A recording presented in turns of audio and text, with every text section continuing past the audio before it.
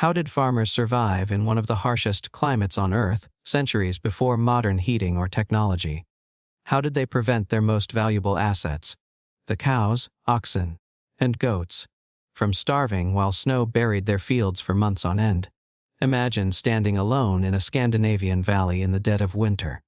Snow drifts higher than a man's shoulder, temperatures plummet far below freezing, and the wind howls like a living thing.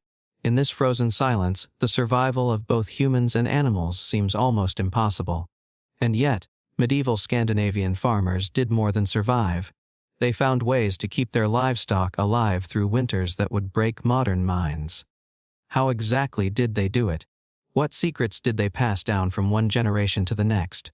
Winter in the north was not merely cold, it was relentless. Fields once rich with grass vanished under layers of ice, streams froze, and every day brought the risk of frostbite or starvation.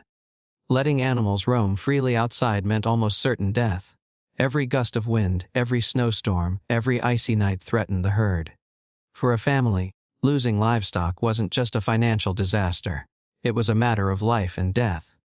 Milk, butter, meat, and even the strength to plow fields depended entirely on these animals. Without careful planning, the household could fall into ruin before spring arrived. Summer was no time for rest. Every day counted.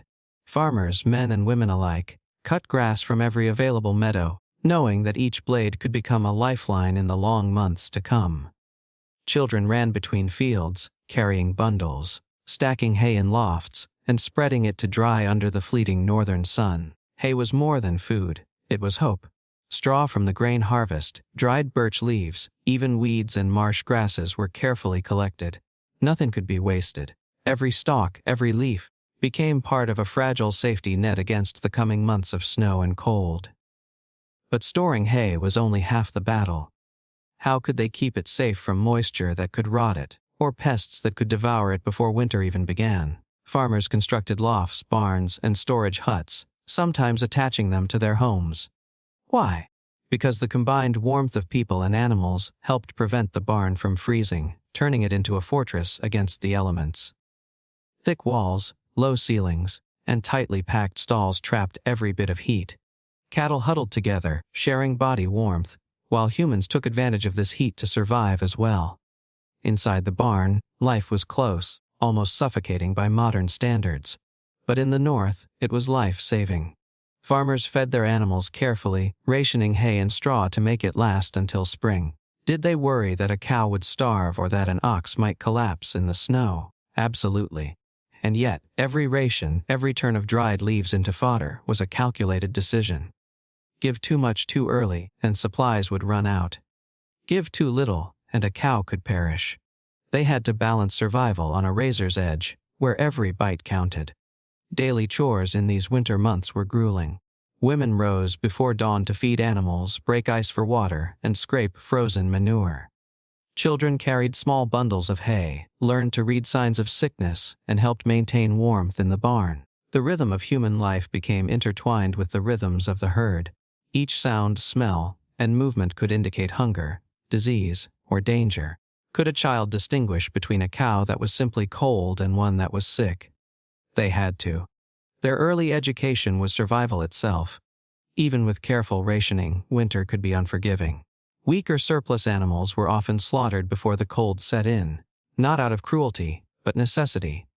Every mouth that required feeding was another risk. The strongest milk cows and vital working oxen were spared. The rest became meat or preserved food. Salted, dried, or smoked, these animals provided security for the family during the long months when fresh food was scarce. Did this make the farmers heartless?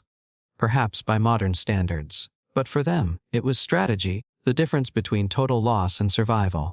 Diseases in the barn were another hidden enemy.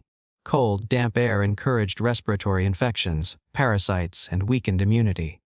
Without modern medicine, farmers relied on herbal remedies, better bedding, and culling sick animals to protect the herd. Every cough or limp could mean disaster if left unchecked. Starvation, sickness, accidents like barn fires or collapsing roofs, all were constant threats. Could they have done more? In many ways, the limits of their knowledge were what made their success all the more remarkable. Summer preparation, precise rationing, constant vigilance. These were the tools of survival, and yet human bonds played an equally vital role.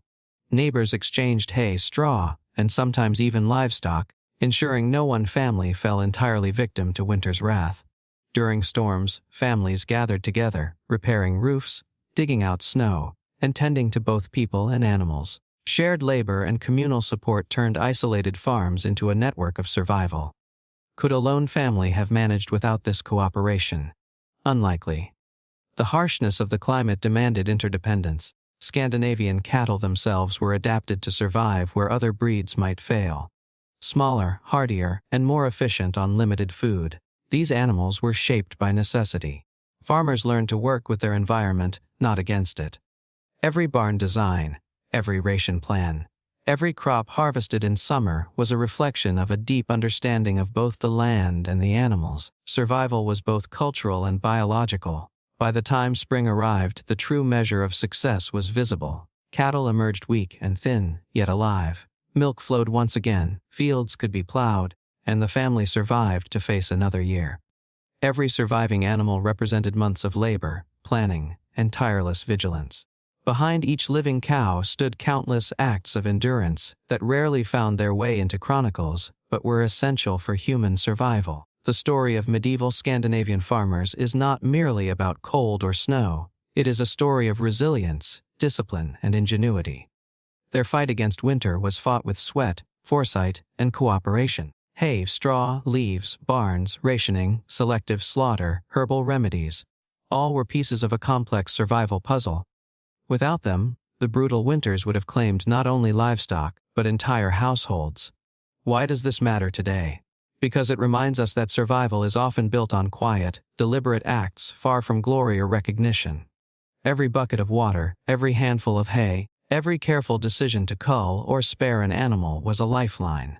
In a world without modern conveniences, these farmers and their families exemplified endurance and human ingenuity. They survived alongside their animals, sharing warmth, labor, and hope. Could modern humans even imagine such a life?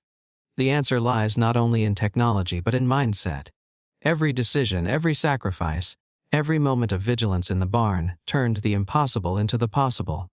This was a winter fought in silence, a battle against hunger, cold, and despair.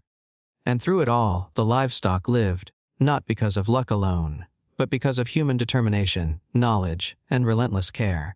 In the end, the survival of Scandinavian farmers and their livestock was a story of partnership between human and animal, family and community, preparation and nature. It was a reminder that in extreme conditions, success requires foresight, discipline, and cooperation. Winter was merciless, but so were the farmers' strategies.